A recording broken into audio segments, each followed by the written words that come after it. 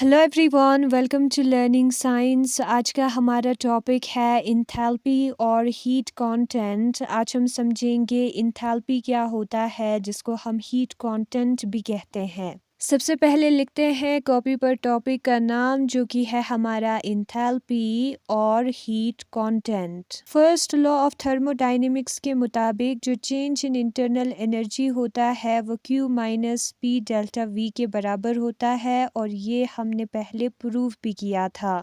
अब यहाँ पर हम क्या करेंगे, यहाँ पर जो है Q की जगह पर हम लिखेंगे QP, जहाँ पर P का मतलब है कांस्टेंट प्रेशर। हम मानेंगे कि जो प्रेशर है वो कांस्टेंट है, उसमें कोई चेंज नहीं हो रहा। तो इस केस में जो डेल्टा ई है वो हमारा Q P minus P delta we के बराबर होगा। यहाँ पर क्यू के जगह पर हमें क्यू पी लिखना है, ठीक है। फिर उसके बाद हम negative of delta P V का साइड चेंज करेंगे, तो वो प्लस पी डेल्टा वी बन जाएगा। Negative of P delta we का जब हम साइड चेंज करेंगे, ठीक है।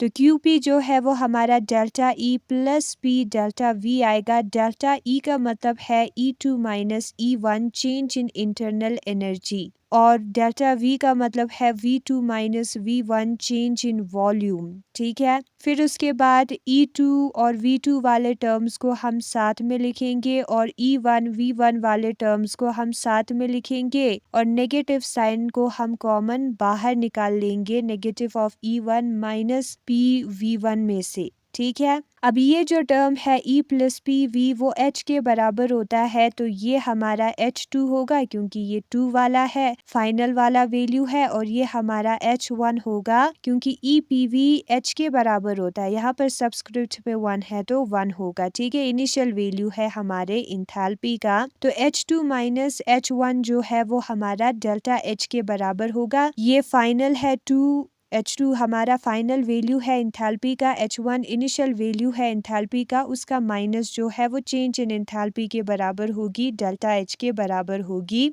H2 minus H1। तो जो हमारा इंथैल्पी चेंज है, जिसको हम डेल्टा H कहते हैं किसी सिस्टम का, वो इक्वल होता है हीट चेंज के। ये हमारा हीट चेंज है, ठीक है। तो किसी सिस्टम का जो इंथैल्पी चेंज है वो हीट चेंज के बराबर होगा एट अ कांस्टेंट प्रेशर, जब प्रेशर जो है वो कांस्टेंट होगी। तो ये चीज़ आपको याद रखना है, enthalpy change of a system is equal to heat change of system at constant pressure. फिर उसके बाद दिया है फिजिकल कॉन्सेप्ट ऑफ इंथैल्पी। हम समझते हैं इंथैल्पी के फिजिकल कॉन्सेप्ट को। जो सम ऑफ हमारा पीवी एनर्जी होता है और इंटरनल एनर्जी होता है, यहाँ पर फिजिकली अगर हम देखें, ये पीवी एनर्जी है, ये इंटरनल एनर्जी है, उसका सम, उसका प्लस जो है किसी सिस्टम का, वो हमारा होगा इज कॉल्ड हीट कंटेंट। उसे हम हीट कंटेंट कहेंगे या इंथैल्पी कहेंगे ऑफ द सिस्टम, उस सिस्टम का, ठीक है। तो ये है हमारा फिजिकल कॉन्सेप्ट इंथैल्पी का, और यही है आज का हमारा टॉपिक, जिसमें हमने इंथैल्पी या हीट कंटेंट को समझा, और वो हमारा हीट के बराबर होता है, ठीक है। नाउ हम बुक में देखेंगे इंथैल्पी और हीट कंटेंट। टॉपिक का नाम है हमारा इंथैल्पी या heat content. Most of the chemical processes are studied in open vessels. जो ज्यादातर केमिकल प्रोसेसेस है उसको हम ओपन वेसल में पढ़ते हैं, ठीक है। That is open to atmosphere where pressure remain constant. और वो वेसल जो है वो एटमॉस्फेयर में ओपन होगा, प्रेशर जो है उस पे एटमॉस्फेरिक प्रेशर होगी, कांस्टेंट होगी, कोई पिस्टन नहीं होगा उसके ऊपर जो कि प्रेशर अप्लाई करेगा, ठीक है। तो वो हो गया हमारा ओपन वेसल। हम कंसिडर करते हैं फर्स्ट लॉ ऑफ थर्मोडायनेमिक्स के लिए expression for a process at constant pressure. एक प्रोसेस के लिए जो कि कांस्टेंट प्रेशर पर है, डेल्टा ई जो है वो Q minus P delta we के बराबर होता है, जहां पर डेल्टा ई हमारा इंटरनल एनर्जी है और Q हमारा हीट चेंज है। ये mathematical formulation of first law में हमने किया था। डेल्टा ई जो है वो हमारा Q minus negative of P delta we के बराबर होता है, फर्स्ट लॉ ऑफ थर्मोडायनेमिक्स के मुताबिक। यहाँ पर हम Q के जगह पर QP लिखेंगे, जहाँ पर सबस्क्रिप्ट P का मतलब है कॉन्स्टेंसी ऑफ प्रेशर। प्रेशर हमारा कांस्टेंट है, वो बताता है हमारा सबस्क्रिप्ट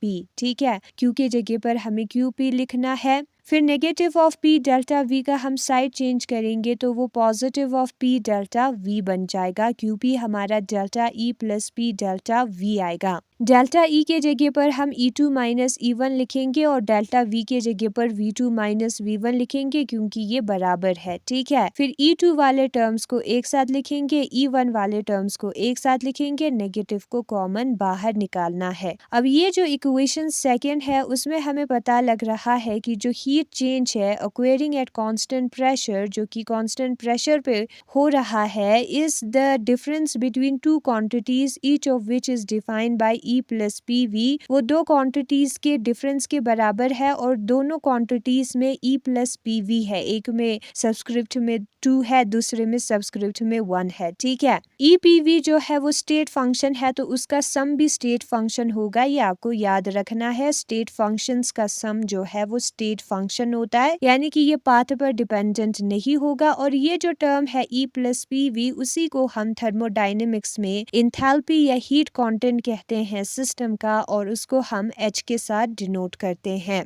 तो H हमारा जो है वो E प्लस पी वी के बराबर होगा। H2 जो है वो इंथैल्पी है हमारे सिस्टम का फाइनल स्टेट में, H1 जो है इनिशियल स्टेट में इंथैल्पी है। तो H2 जो है वो E2 प्लस पी V2 होगा, ये वाला टर्म, और ये H1 सबस्क्रिप्ट में 1 लगाएंगे तो E1 और V1 आएगा। प्रेशर चेंज नहीं होगा क्योंकि हमने प्रेशर को कांस्टेंट माना था। तो वैल्यूज लिखेंगे E2 पी V2 आगे जो इक्वेशन था उसमें, और E1 पी V1 की जगह पर H1 वैल्यूज हम लिखेंगे तो यहाँ पर H2 माइनस H1 आ जाएगा इक्वेशन नंबर सेकेंड में, और H2 माइनस H1 जो है वो डेल्टा H के बराबर होगा, और वो हमें बताता है सिस्टम के इंथैल्पी चेंज को। तो इंथैल्पी चेंज जो है सिस्टम का वो heat change of the system के बराबर होगा कांस्टेंट प्रेशर पर, ये इक्वेशन ये बताता है, ठीक है। जो इक्वेशन नंबर 11 में QP का वैल्यू है डेल्टा H, वो हम इक्वेशन नंबर 10 में पुट करेंगे तो डेल्टा H जो है वो delta E plus P delta V आएगा। यहाँ पर QP जो है वो delta E plus P delta V के बराबर है ना, QP के जगह पर हमें डेल्टा H पुट करना है तो डेल्टा H जो है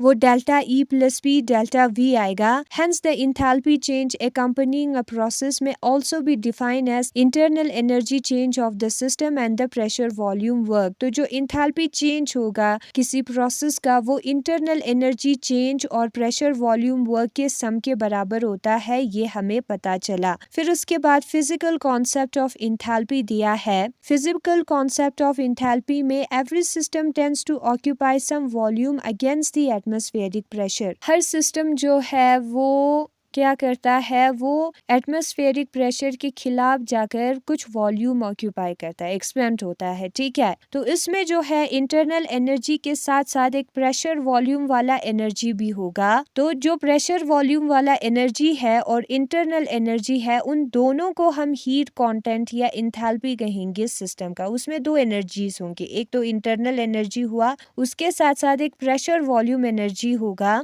जो कि वो एटमॉस्फेरिक प्रेशर के खिलाफ जाकर थोड़ा वॉल्यूम ऑक्यूपाई करेगा, ठीक है। तो उसी को हम कहेंगे इंथैल्पी। और इंथैल्पी जो है वो क्या हुआ, वो टोटल एनर्जी या टोटल हीट हुआ जो कि सिस्टम में स्टोर होगा एक पर्टिकुलर कंडीशन में। वो हमने ऊपर भी देखा था, इंथैल्पी Q के बराबर आता था, ठीक है। लाइक इंटरनल एनर्जी, जो इंटरनल एनर्जी है उसके तरह ही जो एब्सोल्यूट वैल्यू है हीट कंटेंट का या इंथैल्पी का किसी सब्सटेंस या सिस्टम का, उसको हम मेजर नहीं कर सकते। ना तो हम इंटरनल एनर्जी का एब्सोल्यूट वैल्यू मेजर कर सकते हैं, ना ही हम इंथैल्पी का एब्सोल्यूट वैल्यू मेजर कर सकते हैं, ठीक है। तो ये चीज हमें पता लगता है। जो टोटल एनर्जी होगा या टोटल हीट स्टोर होगा किसी सिस्टम में एक पर्टिकुलर कंडीशन में, उसी को हम कहेंगे इंथैल्पी। उसमें पीवी वाला एनर्जी भी आएगा इंटरनल एनर्जी के साथ। और इंटरनल एनर्जी का एब्सोल्यूट वैल्यू हम मेजर नहीं कर सकते, उसी तरीके से इंथैल्पी का भी एब्सोल्यूट